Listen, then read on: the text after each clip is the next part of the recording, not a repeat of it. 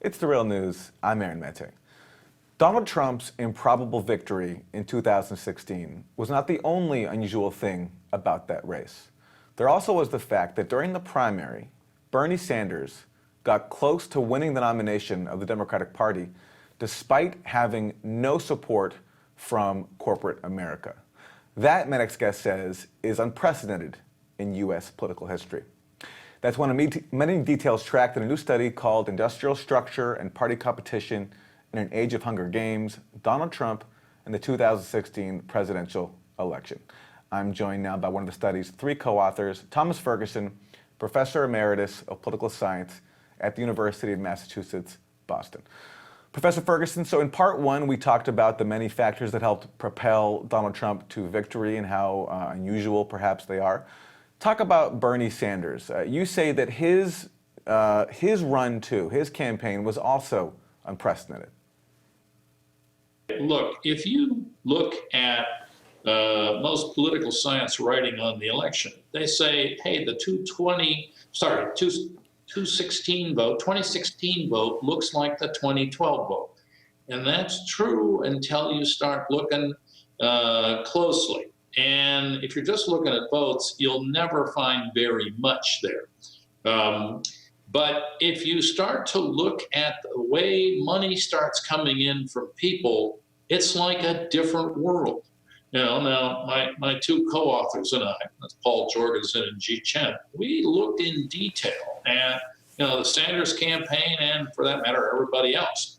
And the striking thing about the mobilization rates there for I've been studying political money for a long time. We'll just leave it at that. And I have never seen a major campaign that was successful. And I regard the Sanders campaign didn't win, but it was hugely successful. It came out of nowhere and made a very strong effort. That campaign had 59% of its money coming from donors contributing less than $200. And basically, as our tables show in that paper, there wasn't any big money in the Sanders campaign. He got some small money from people, $300, $400 contributions, $500, an occasional $1,000 from people, pretty obviously younger people from Silicon Valley or something. But there's no major company putting lots of money into him, and relatively few unions too, a point that is quite worth discussion some other time maybe. I've never seen anything like that. If you'd asked me ex ante before the thing, would this have been possible? My answer would have been, I don't believe it. No. But he did it. I think in that respect, there's a mammoth lesson here, which is that we know for sure now that you can launch major campaigns, at least inside the Democratic Party, on the basis of small money. You don't have to go to big donors. You don't need them at all. Now, if you're willing to sort of do a campaign like that, that opens up, you can talk about issues that you simply cannot if you take big money, from single payer health insurance to getting money out of politics to not having a foreign policy determined by Henry Kissinger and friends. That was another point that Sanders did. And you don't have to have politicians who think it is their normal birthright to just take hundreds of thousands of dollars from Wall Street. You don't need that stuff. That's a powerful lesson. I dare say, this is to go a bit just beyond the paper, which is clinical spirit. We tell you what is actually seems to be out there. But that's probably the big issue for the Democratic Party in the 2018 elections. Are you going to stick with the big money approach that has been unanimously popular among all the party leaders for decades, or are you going to try to sort of emulate the Sanders approach? I dare say, there's a piece by, I think, Lee Fang in the Intercept show the other day, Democratic Congressional Campaign Committee is clearly expressing a preference for the big money approach. That's right, Professor. In state after state, we interviewed Li Fang, and he pointed out that in state after state, when progressive candidates are organizing, they're entering the ring, they're getting some momentum going, that repeatedly, he said, the DCCC, the main Democratic leadership wing and affiliate groups are coming in to undermine them and pick corporate candidates, with the party's sole concern, main concern being who can fundraise the most money. All this tracks with your famous term, the golden rule, the topic of your famous book, which says essentially that the golden rule of politics is that it's investors and big money that shape not just the candidates but the agenda. Yep. Yeah, I'm not taking any of it back. I have not. Listen, I listened to political scientists and sociologists in the 1980s and 90s talking to me about the independent state. You guys have to be crazy. This is the biggest wave of money politics you're ever seen. That turned out to be 100% dead on. Okay, so is it sustainable for the golden rule to be challenged in the Sanders mold in the absence of something we talked about in part one, which is a very weak labor movement right now in the U.S.? Okay, well, it's not just weak. I mean, my colleagues and I are looking more intensely at what labor's done with its political money over the last few decades, actually. And we're not, that's a little early to make a big sweeping pronouncements. But if you just look at 2016, big chunks of organized labor sat out the Sanders campaign. They had decided in advance that Clinton was going to win the thing, and they still don't. I doubt she'd have won Iowa without the auto workers, for example. And I'm not claiming that's grounded in a deep study, but I did look at that.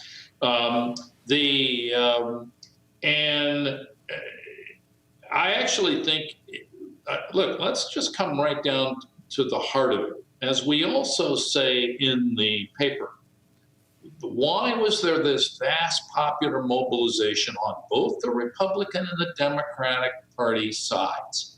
And our answer is that the spread of the low-wage economy, just decade after decade, has now reached a point where it is massively threatening to large numbers of people. And as you can see, there's a discussion on, for instance, heart attacks among the mortality rates among poorer whites in particular have attracted a lot of attention because they're going up and up. Which when most of the rest of the world is shown should be going down and down. Coinciding with the opioid crisis.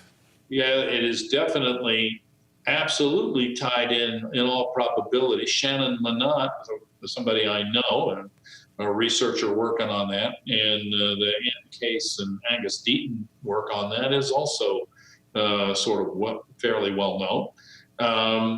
I don't disagree with that at all. But here's the point: that it's unbearable for most people. Enormous numbers of them now are really being squeezed. And nobody in either party, except Sanders, was talking about this stuff with, of course, Trump. Now, you notice what Trump did. He would not go in and give you a 40-point plan, the sort of Hillary Clinton type, for stuff that was useful, helpful, but peripheral in the end, never naming the problem. Trump would just go in there and he said, I'm going to make America great again. Yeah, I'm going to, imports have wrecked your jobs, etc. Sanders, was making a very strong economic pitch right at the heart of it. And people responded. You give the people an appeal like that, and Sanders proved you can do it without, you don't need to run against immigrants on the basis of race or any of that junk. You can do it. And he did it. Now, the problem in sort of analyzing current politics is this: the national Democratic offices run on big money. That's just basically, they all expect to live sort of like, I'm tempted to say second-rate CEOs, because the first-rate ones could own them all if they felt like it, sometimes do. And so the national Democratic organizations aren't going to do much. But around election time, when you get actual candidates running out there, you can get something to happen. And if you can get the appeal, there's some big races, a big race in Pennsylvania right now. And was it the 18th district, the one not too far from Pittsburgh?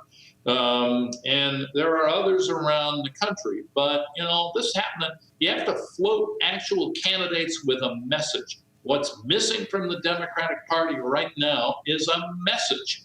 Last night they gave the State of the Union response to Joe Kennedy. Well, Joe Kennedy is one of the few House Democrats that hasn't signed on to single payer.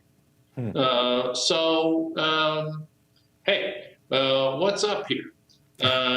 This is basically straightforward, but I'd say this. Anybody who tells you that the primary issue in America over the next few years is anything but how do you get the population as a whole out of living in a low-wage economy is just talking nonsense. They're basically trying to just smoke you. We're going to leave it there. The study is called Industrial Structure and Party Competition in an Age of Hunger Games, Donald Trump and the 2016 presidential election. Our guest has been one of the three co-authors, Thomas Ferguson, Professor Emeritus of Political Science at the University of Massachusetts, Boston. Professor, thank you. Thanks. And thank you for joining us on The Real News.